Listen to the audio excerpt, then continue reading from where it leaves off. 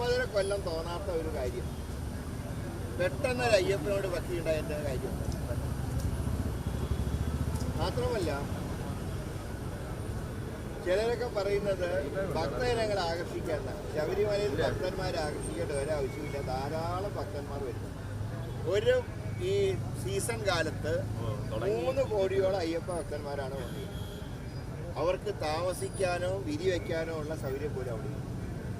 അതിൻ്റെ master plan ഉണ്ട്.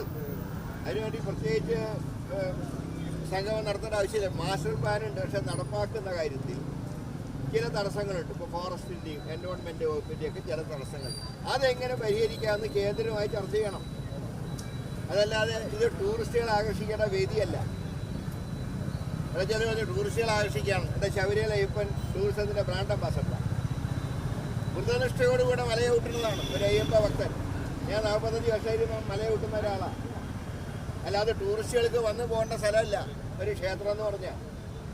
ഇപ്പോൾ മുമ്പ് ആചാര ലംഘനം നടത്താൻ കൂട്ടുന്ന സർക്കാർ അന്ന് കുത്തിക്കൊല്ലാൻ നോക്കി നടന്നില്ല. ഇപ്പം നക്കിക്കൊല്ലാൻ ഇറങ്ങിയിരിക്കുക.